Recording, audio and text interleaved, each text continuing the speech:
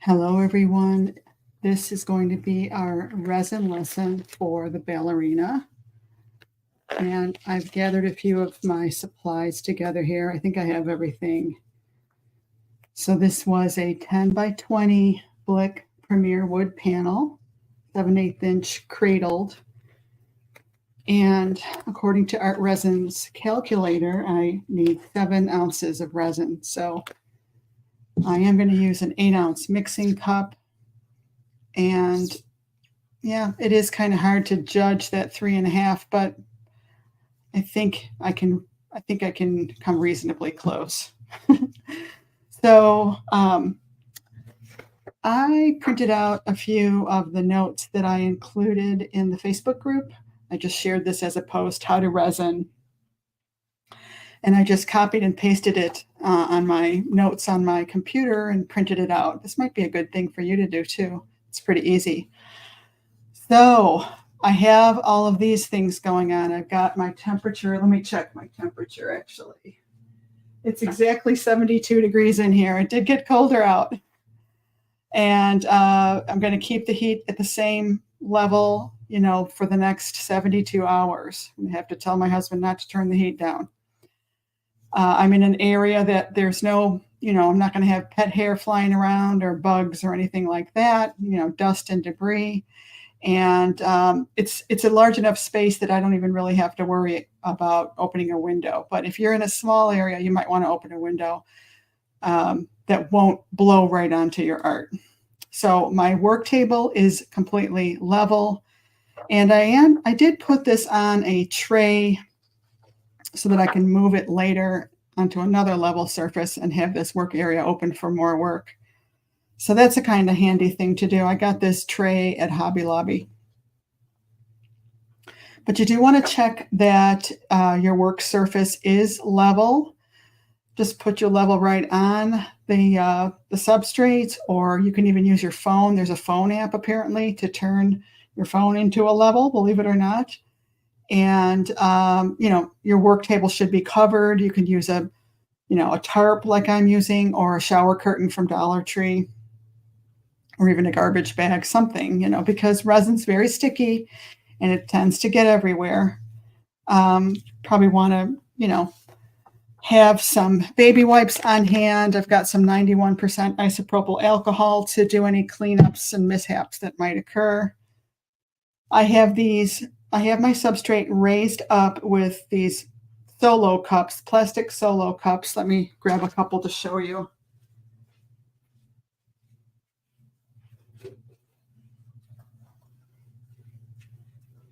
And I reuse them, even though they've got drips on them. I reuse them many times. So I have 4 of these, 1 on each corner, raising up my substrate. And I did not tape the sides or back. I tend to always forget to do that, but I do recommend taping it with blue painter's tape, or you might prefer the green. I think it's called duct tape. Let's see. So with all of that done, I am now ready for the next step, which is measuring my resin. And it's really important that you measure accurately and that you mix thoroughly. So to measure accurately, I'm going to make sure that I am at eye level, looking straight on at the top of the pour when I pour in there. So the first thing I'm going to do is pour my resin in. It doesn't really matter which of the 2-part mixture that you pour in first, but that you pour them in exactly equal portions. And we are doing this by volume measurement, not by weight.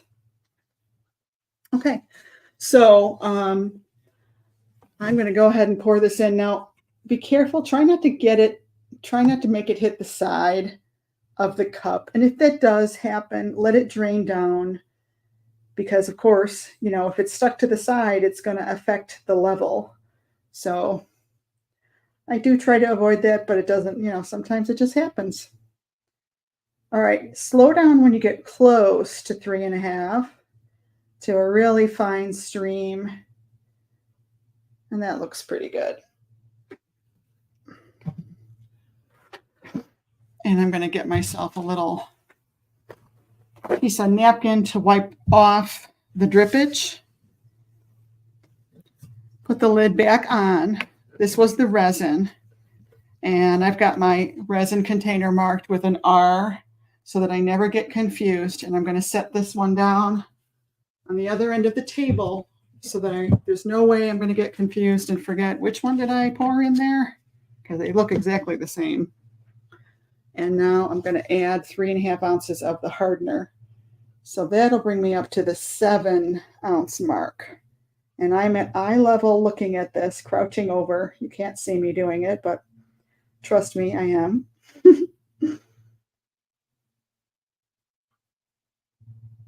Again, slow down when you get close.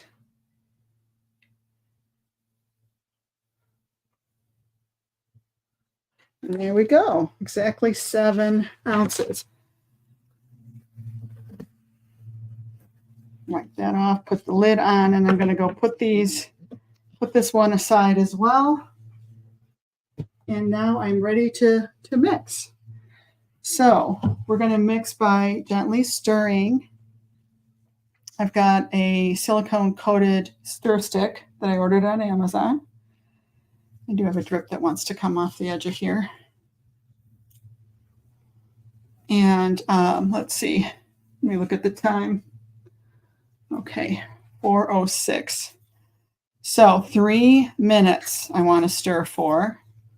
And I'm just going to pull from the sides, turn my cup so that I'm getting all parts of the sides of the cup. And I'm also kind of pulling up from the bottom. And yes, that does fold a bit of air into the mixture, but not too much. So you're going to notice it looks just a little on the cloudy side. That's normal. That's the chemical reaction starting to happen. Let's turn some more. And you're going to see now I notice these lines. I call them striations. And that's perfectly normal too. It's starting to get just a little bit clearer. I'm going to really concentrate on scraping and turning.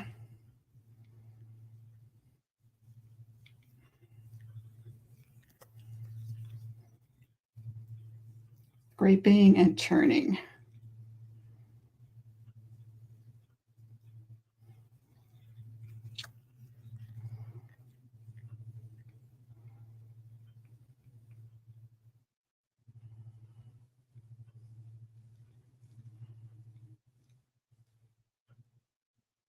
A little bit of a arm-hand workout.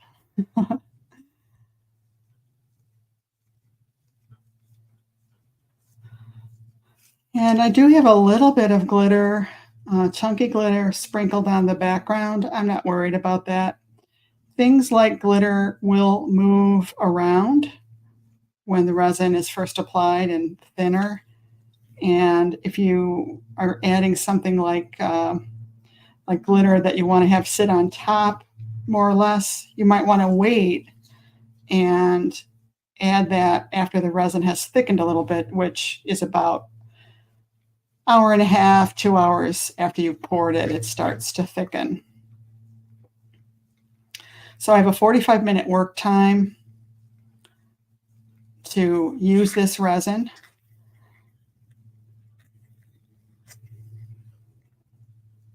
And it looks pretty good. Let's see what time it is now. It's 4:08, so it's only been 2 minutes though.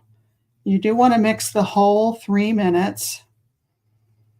It is really important that you have this thoroughly mixed, that there's no striations anymore, and that it's perfectly clear.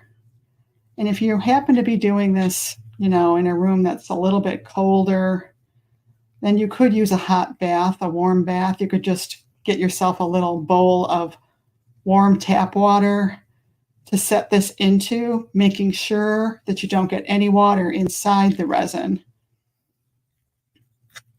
And that'll help. That will help a lot. It'll help reduce the bubbles and keep it, make it look clearer and easier to mix and all of that.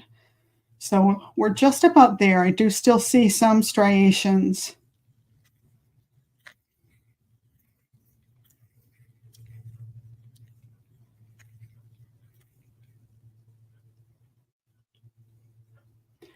So you might even stir the opposite direction.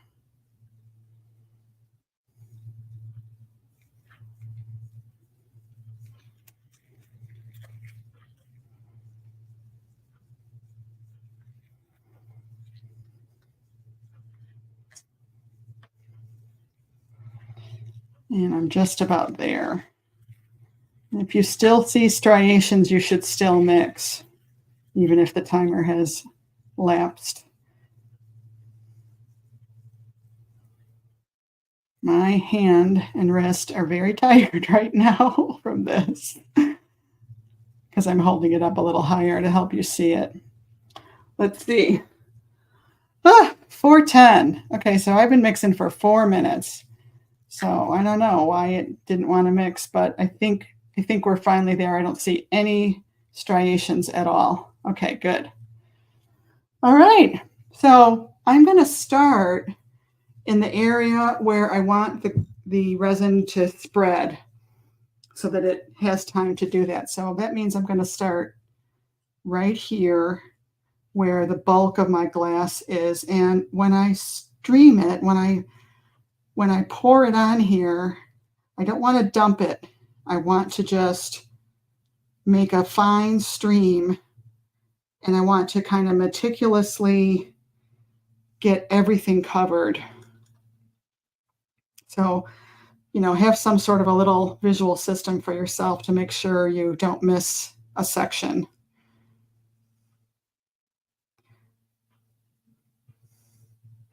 And it will drip down, in between and just beautifully cover everything if you put enough on.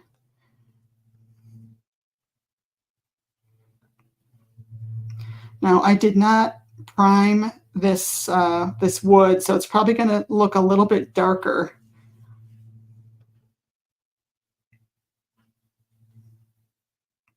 From the resin, and that's okay.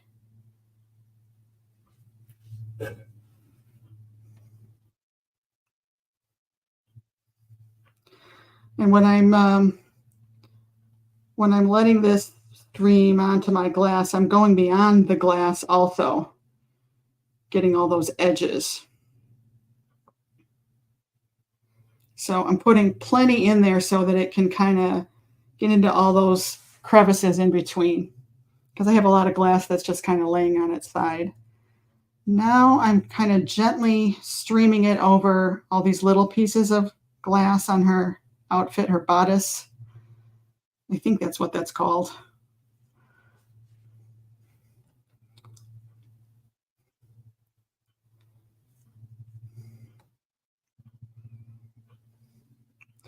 You could pick up the crown and put the resin underneath, but I really don't think it's necessary. It'll have so much around the outside of it that it's not going to go anywhere. So make sure you don't have any little spots that you miss.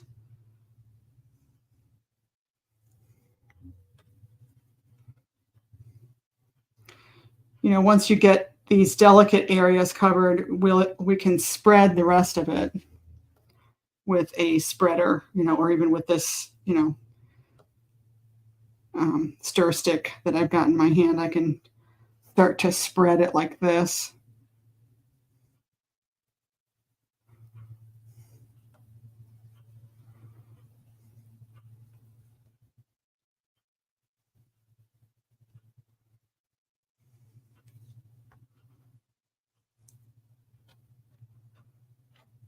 I just don't want to forget about that little bit of glass on her arm. It's easy to forget that that's there. Of course, if you think you're going to hit it, you can always glue it down beforehand, but of course you want to make sure that glue is completely dry. I like to give it at least a day just to be really careful.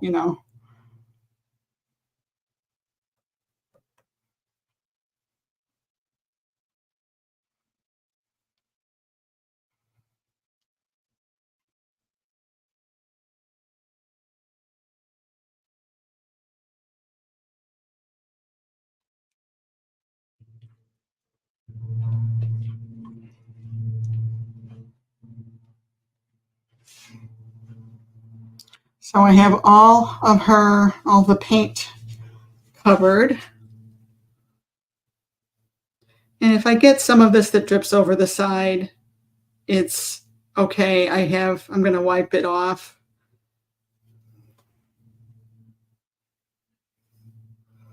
It's very hard to not make it drip over the side. I've already got some drips. So I want to bring it right up to the edge. I hope I'm on camera. See if I can get the camera a little closer. I want to pull it right to the edge as best I can.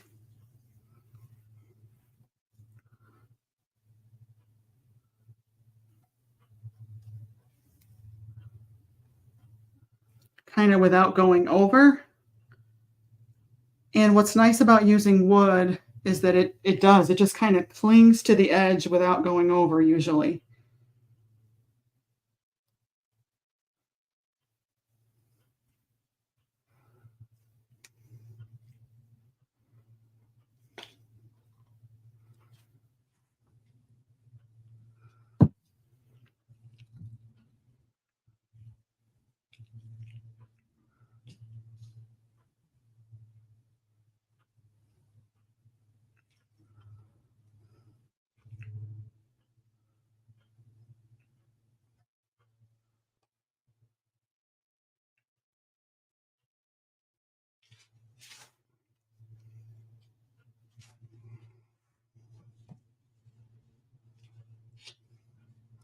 And you really don't want to wipe the sides of the cup at this point, just in case there's a tiny bit that wasn't mixed.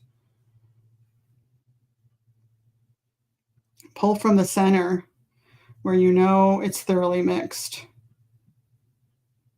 You know, the center of your cup.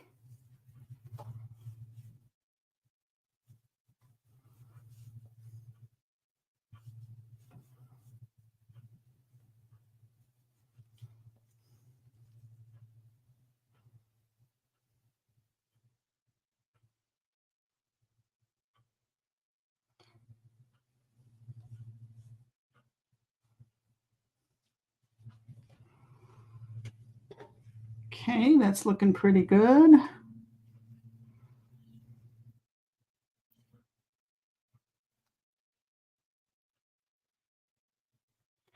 So right now I'm leaning over this art, and it can really start to hurt your back after a while. Try to put one foot in front of the other as you're leaning forward. It will help support your back a little bit.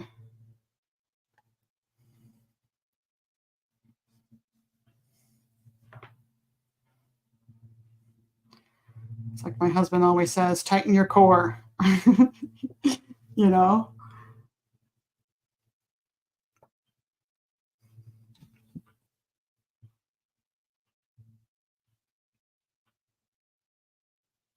Oh, big drip went over.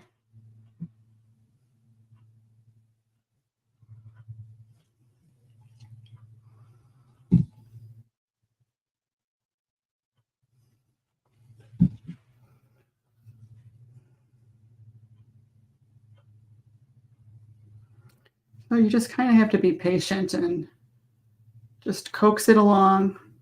You do have to pull it all the way out to these edges. And I'm going to hit it with my heat gun to remove the bubbles now. And that will make the resin, move, and it'll be a little thinner. And I might blow some of it off the edges, so I'm not going to wipe the edges yet, since I'm probably going to make more fall off the edges. Okay, so I'm going to wipe my hands off and grab my, now you could use a heat tool, or I'm going to use my art resin kitchen torch, flame torch.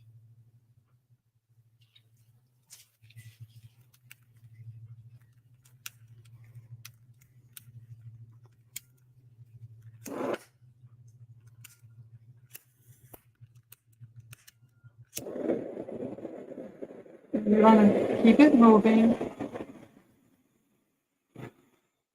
Keep it a few inches away, not too close. Just do gentle swipes, and you'll see those bubbles disappear. We are going to probably come back again, so we're going to do it again in a minute, probably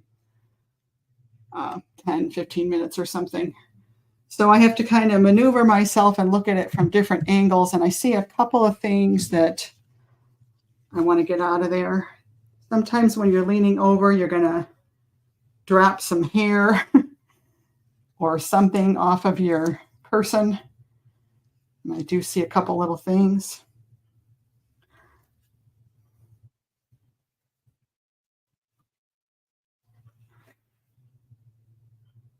So it helps to have lights on overhead. I've got lights on overhead and I can really see every little thing. I do see more air bubbles, but you know, they're not that noticeable. And you don't want to really over torch this either, because that can cause it to kind of pre-yellow. So right now it's fine to dip in there and do this, but in about 40 minutes, 30, 40 minutes, you can't do this anymore. It'll start to leave a dimple. So I want to add just a little bit more of this glitter. It's got a shake, it's a shaker kind of thing. I don't want a ton of it, but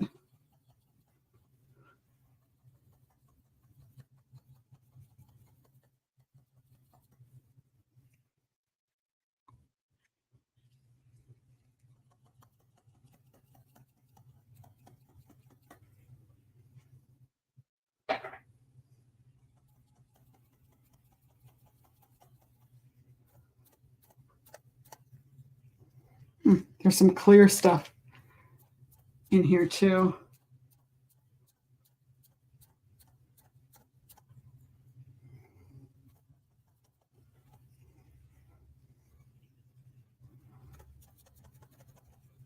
Gosh, it's really not coming out very well.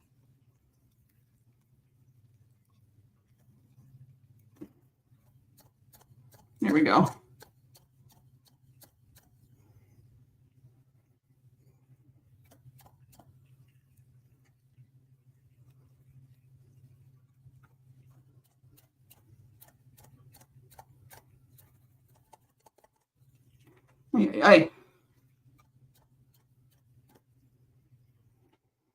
Okay.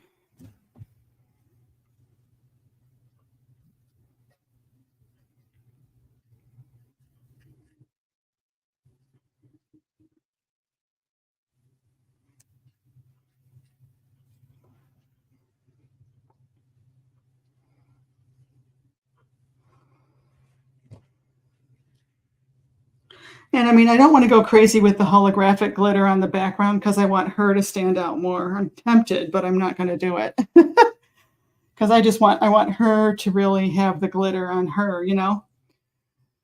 So that is really it. What I would do then is double check this in about, you know, another 15 minutes. And, you know, you're probably going to see more air bubbles. I mean, I even see some right now that I didn't get. So I'm going to do this again.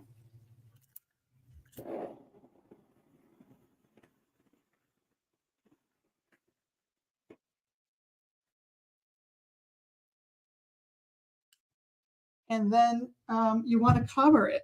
You want to put some sort of cover over this. For something this size, you would need something like a 56 quart storage bin. I've got a couple of those under this table. And then for cleanup, really all you need is to take your blue shop towel and spritz it with the isopropyl alcohol and, you know, wipe off your tools. If you get this on your skin, you definitely want to wipe that off right away. You can use the baby wipes too. So this really wasn't too difficult at all to resin. And I think that's it. So of course, if you have any questions at all, throw them in the chat. Tag me. I'm more than happy to answer your questions. Oh, okay. So now I'm going to wipe off the sides. I almost forgot. All right. So I'm going to take a baby wipe.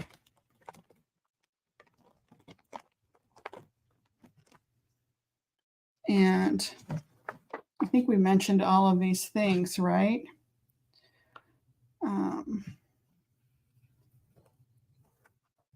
It's okay if it spills over the side edge. You can either wipe it off with a baby wipe saturated with a little more alcohol, or you can go ahead and apply the resin to the sides and it will drip off the bottom, but you can remove those drips later with a heat gun and a palette knife. You want to heat up the drips about 15-20 seconds and gently scrape them. If they don't pop off easily, it means you need to probably heat them up a little bit more.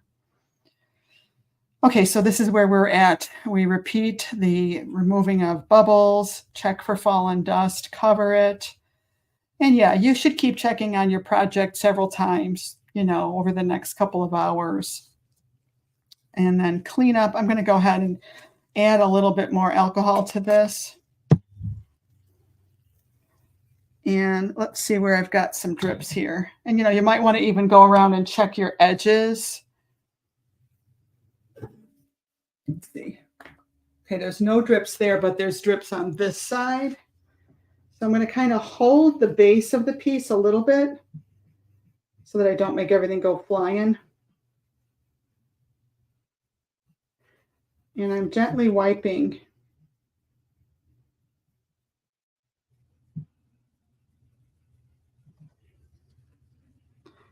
And it's funny, a little bit of the color from the wood is coming up. So I got a fresh section of the towel, fold it over. And I really do want some extra alcohol on here to break up that resin because I can see the drip mark. So you really do have to get at it to get it off of there. There's a big part of it I got off just now. And I'm going to try just using my blue shop towel only. Does want to drip right here again. Trying to get that to stop doing that.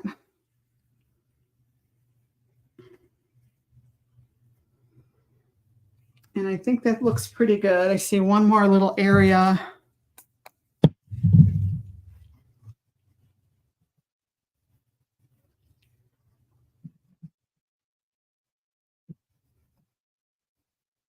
The other thing too is if these drips do still show, like if it's discolored, you can sand it, and you can even varnish it, to totally seal the sides. That's usually what I do.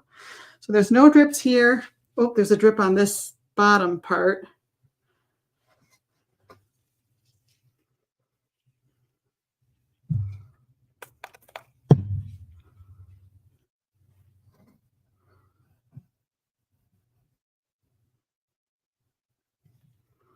And I think I got it. So I do have some leftover resin. It looks like I've got about almost an ounce. Surprised. So it's a good idea to have some extra little molds sitting around, like these silicone mold shapes. I've got some teddy bears. Let me grab some.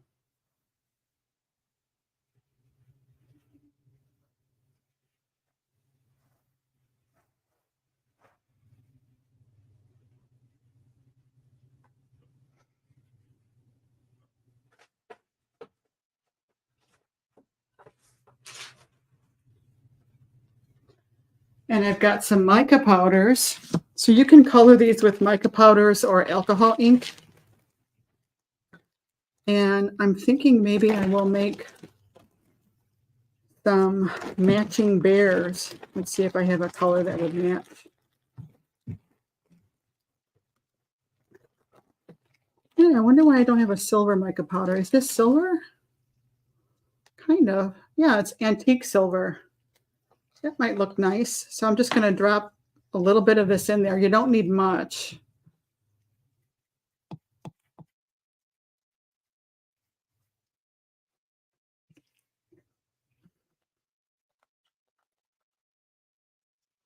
So it's antique silver. And I wouldn't mind adding a little bit of blue. Is this blue? No, not really. Let me see if I have a little blue alcohol ink.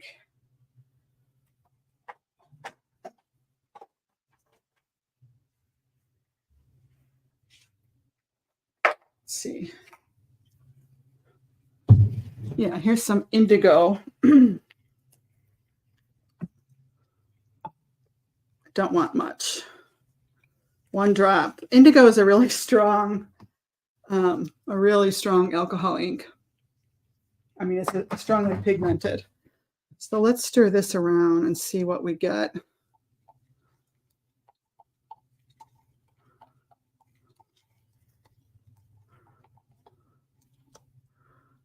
Ooh, looks very pretty. So I'm just going to go ahead and pour this into these molds.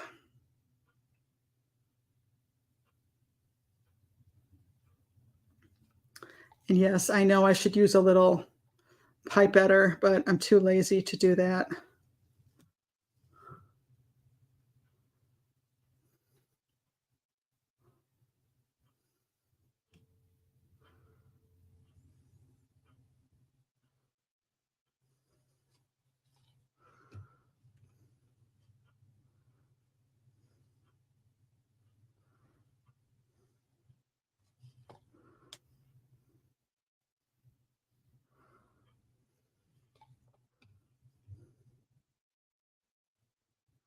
I got these from Hobby Lobby, these teddy bears. I really like them. They're really cute.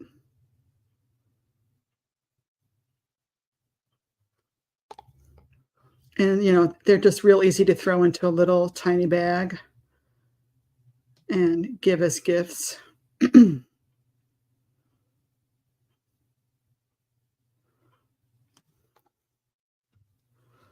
Oh, gosh, I really messed that up.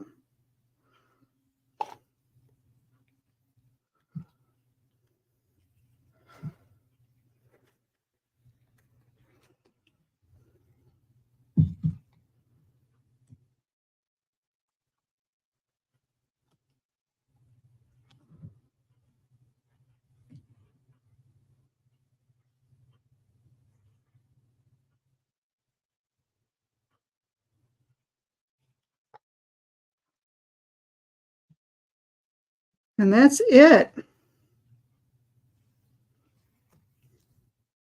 And, you know, all this extra resin that's in between, that comes off.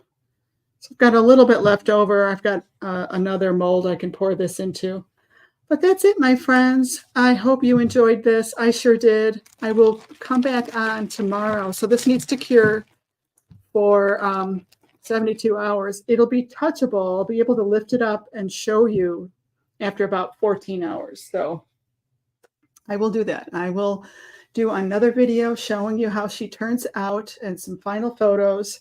And I just can't wait. I can't wait to see what you guys make as well. So that's it, my friends. See you on the next video.